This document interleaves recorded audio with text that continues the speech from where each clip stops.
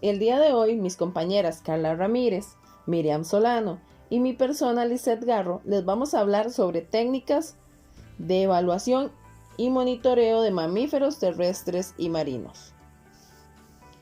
El objetivo principal del monitoreo de mamíferos es determinar la presencia de diferentes especies de mamíferos en los hábitats que se desean investigar, a través de variadas técnicas de muestreo para determinar la cantidad de especies y la abundancia aproximada de individuos de cada especie.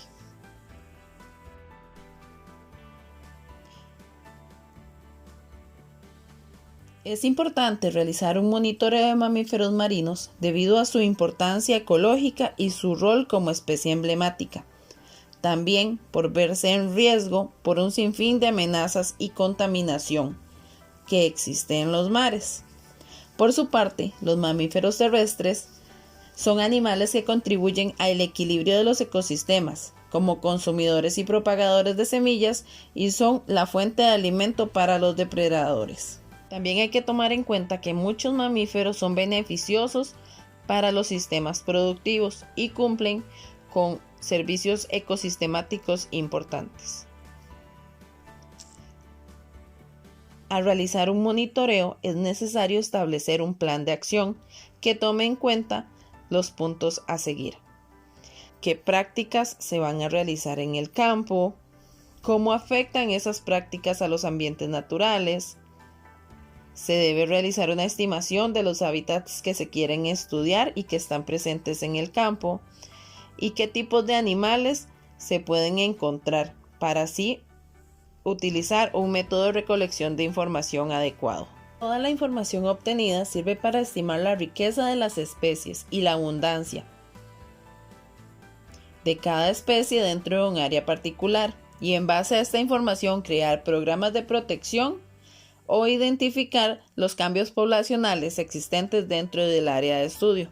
Las actividades de monitoreo e investigación relacionados con vida silvestre son regulados por la Ley de Biodiversidad 7788 y la Ley de Conservación de Vida Silvestre 7317, la cual dicta que cualquier persona física o jurídica que desee realizar un proyecto relacionado con recursos naturales necesita la autorización del SINAC, el cual realizará una evaluación para determinar la sostenibilidad y el impacto que esta actividad puede realizar en el ambiente. Además, el SINAC debe llevar un registro de las licencias otorgadas, así como de los permisos de investigación científica relacionados con la vida silvestre que haya otorgado, y este registro es público y de fácil acceso. Para la utilización del patrimonio natural del Estado como espacio de investigación, es necesario solicitar la autorización de la administración de cada área de conservación donde se encuentre el lugar de estudio.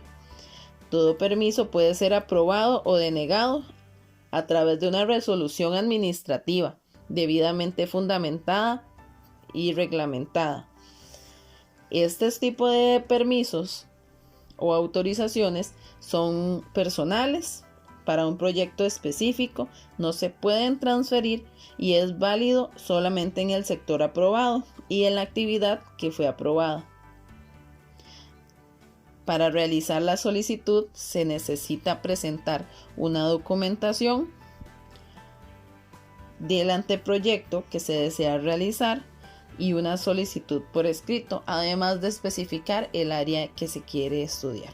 Tipos de monitoreo de mamíferos terrestres. Con respecto a los tipos de muestreo, una vez identificada la especie a la que se le va a realizar el estudio, se procede a decidir de qué forma muestrearla, ya sea con un muestreo al azar, sistemático o estratificado. Esto depende de la experiencia del investigador y de los objetivos de la investigación. Para lograr cumplir con los propósitos se utilizan las técnicas de observación directas e indirectas, que serán detalladas a continuación. Método de observación directa. Es un método de recolección de datos que consiste en observar el objeto de estudio dentro de una situación particular. Esto se hace sin intervenir ni alterar el ambiente en el que el animal se desenvuelve. De lo contrario, los datos obtenidos podrían verse afectados. Es necesario recurrir a la observación directa cuando se desea evaluar el comportamiento por un periodo de tiempo continuo. Hay distintas formas de aplicar este método, como lo son métodos de conducción. Esta técnica, que usa observadores estacionarios y conductores no estacionarios, consiste en provocar o ahuyentar a los animales para correr o volar hacia un lugar definido para realizar el conteo. Se realiza con animales de hábitos diurnos, de tamaño mediano, en lugares abiertos y de fácil acceso. Se hace de una forma rápida para reducir el estrés que genera el método en sí. Método de detección en silencio. Este se puede utilizar en animales pequeños, medianos y grandes, terrestres o arborícolas con hábitos diurnos y nocturnos. Consiste en contabilizar sigilosamente a las especies sin perturbarlas. Cuando las áreas no son muy extensas, se utilizan métodos que ordenan el espacio en el que se va a realizar el conteo de especies. Nos referimos a la utilización de transectos en línea, transectos en banda o franja, puntos en transectos y conteo en caminos y cuadrantes. Identificación de individuos. Esta técnica es muy específica, ya que requiere la identificación física como manchas, tamaños, cicatrices, coloración y demás de un individuo dentro de una población. Observaciones en sitios de refugio, reproducción y anidación. Algunas características que facilitan este método es que los animales son localizados fácilmente. Generalmente son grupos pequeños, están separados por secciones y en lugares delimitados. Ahora bien, con las técnicas de observación indirecta, tenemos que esta consiste en registrar de manera sincrónica muestras de animales de su presencia y las actividades que realiza para hacer una estimación de la abundancia o identificar de qué especie se trata. Algunas técnicas de registro son las siguientes. Registro de nido. Estos facilitan la estimación de las abundancias de la especie y la técnica depende de dónde se encuentre ubicada la colonia, que puede ser desde un acantilado a nivel del suelo, árboles o madrigueras.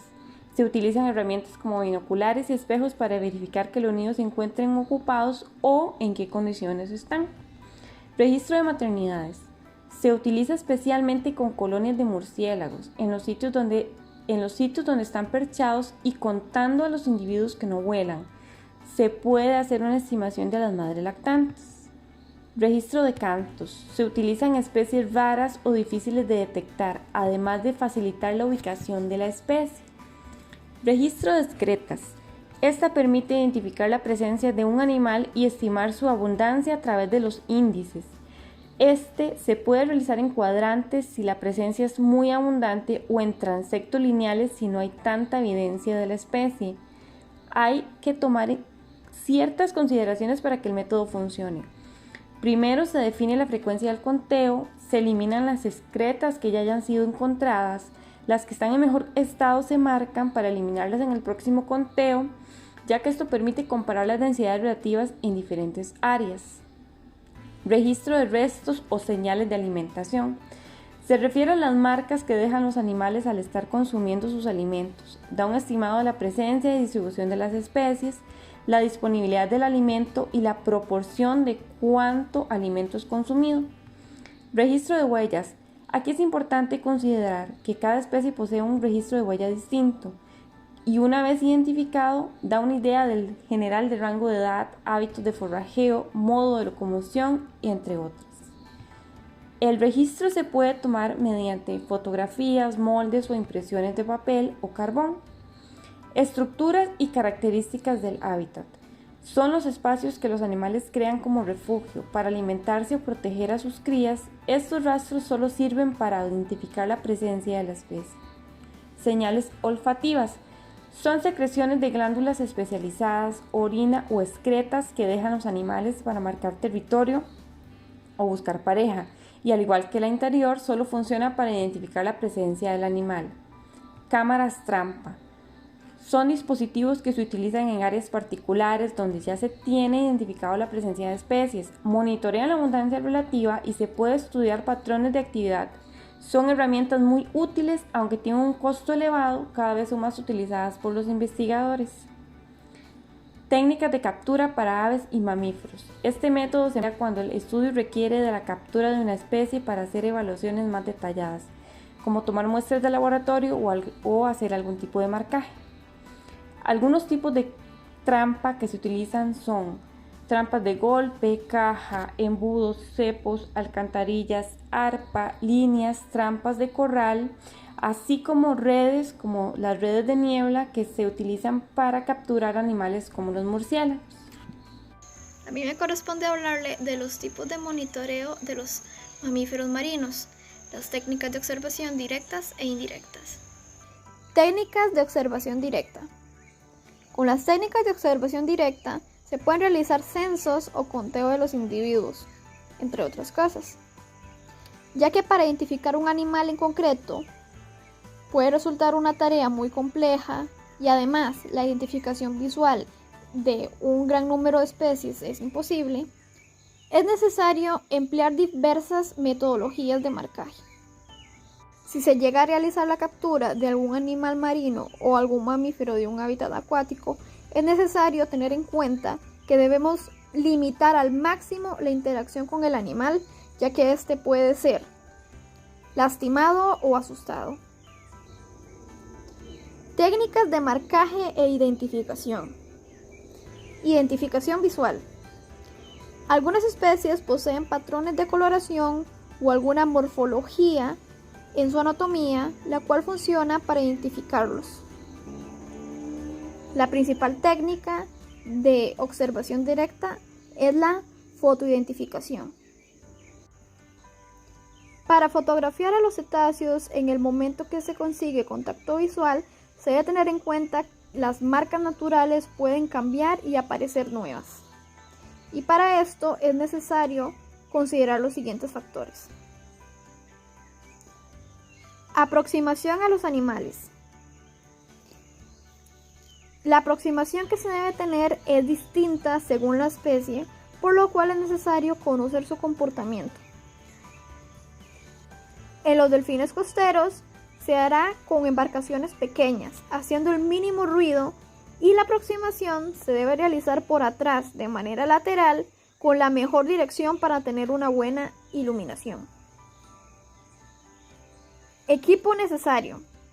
No se deben utilizar cámaras. La aproximación se debe realizar por atrás de manera lateral con la mejor dirección para tener una buena iluminación. Equipo necesario. No se deben utilizar cámaras con autoenfoque.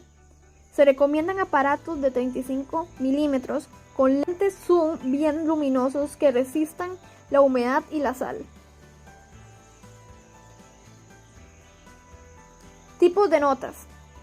En las notas que debemos tomar se puede mencionar la fecha, hora, lugar, número de especies, esfuerzo de fotoidentificación, o es decir, el tiempo empleado, la fidelidad grupal y otros datos generales del comportamiento.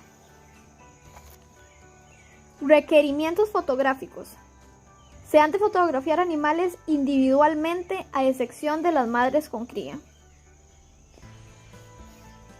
Se debe realizar con el animal lo más perpendicular posible a la cámara y sin que el dorso esté arqueado para así poder registrar las marcas. Se aconseja realizar entre 5 y 10 fotografías. A la mejor fotografía se le establece como nombre individuo tipo. Marcaje. Este método se aplica en dos categorías: a poblaciones cerradas y a poblaciones abiertas. Sin embargo, se aplica más en poblaciones cerradas. Con esto se puede calcular el tamaño poblacional. Observación indirecta. Sin embargo, se aplica más en poblaciones cerradas. Con esto se puede calcular el tamaño poblacional. Observación indirecta. Drones. Gracias a las tecnologías, las especies marinas como las focas leopardo han sido monitoreadas mediante drones, considerando el hecho de que en la península Antártida y sus bajas temperaturas hacen que sea muy difícil la observación directa. Rastreadores. Después del tratamiento, los biólogos colocan rastreadores pequeños para monitorear su progreso constante y evolución en los océanos. El análisis de las posiciones recibidas a través de los satélites permite determinar áreas de alimentación, desarrollo y descanso, los cuales son de gran importancia para su conservación.